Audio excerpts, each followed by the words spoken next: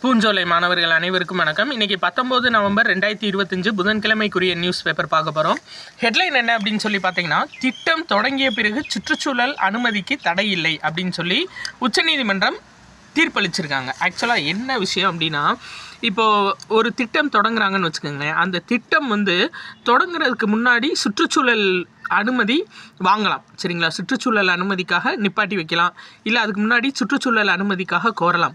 ஆனால் இப்போ ஒரு திட்டம் தொடங்கிட்டாங்க அப்படின்னா இடையில இதுக்கு சுற்றுச்சூழல் அனுமதி வாங்கணும் அப்படின்னு சொல்லக்கூடாது. அந்த திட்டம் வழக்கம் போல் நடைபெறலாம் அப்படின்னு சொல்லியிருக்காங்க. இப்போது மெட்ரோ ட்ரெயின் திட்டம் அறிவிக்கிறாங்க அப்படின்னா அந்த திட்டத்துக்கு சுற்றுச்சூழல் அனுமதி வேணும்னு முன்கூட்டியே நம்ம கோர்ட்டில் கேஸ் போடலாம், இல்லை அதை ஸ்டாப் பண்ணி வைக்கலாம், என்னன்னாலும் பண்ணலாம். பட் அந்த திட்டம் துவங்கிட்டாங்க அப்படின்னா அதுக்கு இடையில சுற்றுச்சூழல் அனுமதி கேட்டாங்கன்னா அது வாங்க தேவையில்லை, ஆட்டோமேட்டிக்காக அந்த திட்டம் முடிச்சிடலாம் அப்படின்னு சொல்லிட்டு உச்சநீதிமன்றம் தீர்ப்பு வழங்கியிருக்காங்க. இதில் பார்க்க வேண்டியது என்ன அப்படின்னா, மத்திய சுற்றுச்சூழல் அமைச்சகம் 2021 ஆண்டு முதல் அலுவலக குறிப்பாணை ஒன்றையும் வெளியிட்டது.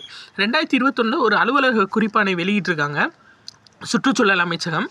அதில் என்ன சொல்லியிருக்காங்க அப்படின்னா, திட்டம் தொடங்கின பிறகு இந்த மாதிரி எதுவும் கிளைம் ஒரு வேளை கண்டிப்பாக சுற்றுச்சூழல் அனுமதி வேணும் அப்படின்னு சொன்னாங்கன்னா அபராதம் செலுத்தி அந்த திட்டத்தை தொடர்ச்சியாக நீங்கள் யூஸ் பண்ணிக்கலாம் அப்படின்ற மாதிரி சொல்லியிருந்தாங்க. ஆனால் இனிமேல் அந்த அபராதமும் கட்ட தேவையில்லை, சரிங்களா? அந்த திட்டம் துவங்கிட்டாங்க அப்படின்னா இடையில சுற்றுச்சூழல் அனுமதி வாங்கணும் அப்படின்ற அவசியம் கிடையாது.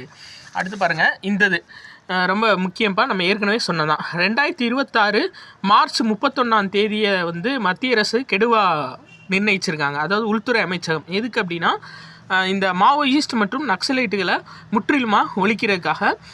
ஸோ யார் இருந்தீங்கன்னா ஒழுங்காக சரண்டர் ஆயிருங்க அப்படின்ற மாதிரி சொல்லியிருக்காங்க. இதில் இந்த மாத்வி ஹிட்மா அப்படின்றவர் மிகப்பெரிய கமாண்டராக, இவர்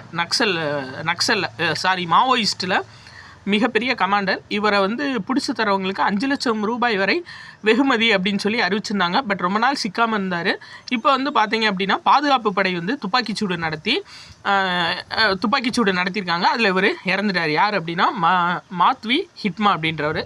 ஸோ 2026 மார்ச் 31 நக்சலைட்டுகள் மற்றும் மாவோயிஸ்டுகள் இல்லாத நாடாக இந்தியாவை உருவாக்க போகிறாங்க. சரியா? அடுத்து பாருங்கள், நெல் கொள்முதலோட ஈரப்பத அளவு நம்ம ஏற்கனவே சொல்லிகிட்ருக்கோம்ப்பா. 22% உயர்த்துறதுக்காக பிரதமருக்கு கடிதம் எழுதியிருக்காங்க. ஸோ ஒன்றிய அரசோட குழு ஏற்கனவே செக் பண்ணிட்டு போயிருக்காங்க. ஏற்கனவே இதுக்கு முன்னாடி 17% அறிவிச்சிருந்தாங்க, சரிங்களா? அந்த இருக்கு பாருங்கள். இப்போது ஒரு நெல்லை ஒன்றிய அரசு கொள்முதல் பண்ணுறாங்க அப்படின்னா 17% ஈரப்பதம் இருந்தால் கொள்முதல் பண்ணிக்கலாம். 17%க்கு மேலே ஈரப்பதம் இருக்கக்கூடிய நெல்லை கொள்முதல் பண்ண மாட்டாங்க. ஆனால் இப்போ அதிகமாக மழை பெஞ்சதுனால நம்ம தமிழ்நாட்டில் விளையக்கூடிய நெல்லில் ஈரப்பத அளவு அதிகமாக இருக்குது. ஸோ 22% அளவு ஈரப்பதம் இருந்தாலும் அதை ஏற்றுக்கிறணும் அப்படின்னு சொல்லிட்டு ஒன்றிய குழு ஆய்வும் பண்ணிட்டு போயிருக்காங்க. பட் அதுக்கான ரிசல்ட்டு சொல்லலை, கூடிய விரைவில் சொல்லிடுவாங்கன்னு நினைக்கிறேன். பார்ப்போம். ஏன்னா போன வருஷமும் 22க்கு கொள்முதல் பண்ணிக்கிட்டாங்க. பட் இந்த இடம் எப்படின்னு தெரியலப்பா, பார்ப்போம். அடுத்து நம்ம பார்த்த நியூஸ் தான் திரும்ப வருது. என்ன அப்படின்னா, 14வது ஜூனியர் உலகக்கோப்பை ஹாக்கி போட்டி வர 28ஆம் தேதி தொடங்கி டிசம்பர் 10 வரையும் தமிழ்நாட்டில் 2 மாவட்டங்களில் நடைபெறுது, சென்னை மற்றும் மதுரை. சரியா? அதை ரொம்ப முக்கியமாக ஞாபகம் வச்சுக்கோங்க. 14வது ஆடவர் ஜூனியர் உலகக்கோப்பை ஹாக்கி போட்டி. சரியா? எக்ஸாம் பாயிண்ட் ஆஃப் வியூவில் பார்ப்போம்.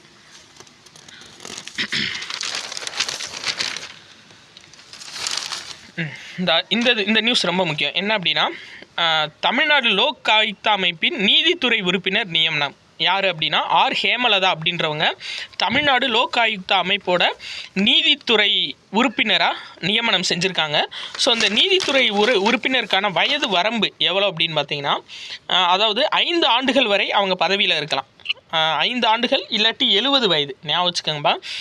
அதாவது லோக் ஆயுக்தா அமைப்போட நீதித்துறை உறுப்பினருக்கான கால வரம்பு எவ்வளோ அப்படின்னு பார்த்தீங்கன்னா 5 ஆண்டுகள் அல்லது 70 வயது வரை அவங்க பவரில் இருந்துக்கலாம் அப்படின்னு சொல்லியிருக்காங்க. ஸோ எது ஃபஸ்ட்டு வருதோ அதுக்கு தகுந்து இவங்க ரிட்டைர்மெண்ட் ஆகிக்குவாங்க. சரி, ரைட். அடுத்தது பார்க்கலாம்.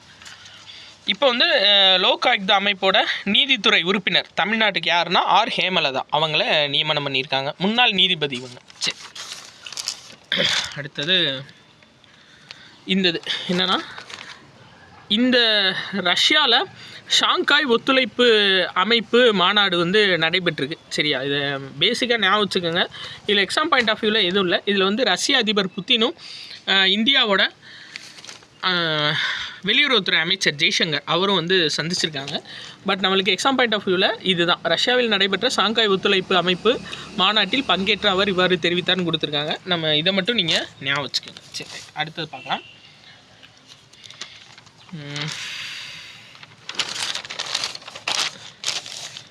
இதில் எக்ஸாம் பாயிண்ட் ஆஃப் வியூவில் அப்படின்னு எதுவும் இல்லை. இந்த ஃபிடே உலக சாம்பியன்ஷிப் அது முடிஞ்சால் தான் நம்மளுக்கு அதில் நியூஸ் ஃபைனலாக யார் ஜெயிச்சிருக்காங்க அப்படின்னு சொல்லி பார்க்கலாம்.